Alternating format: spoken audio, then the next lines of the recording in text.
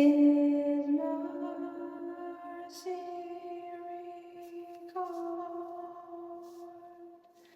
Be silent,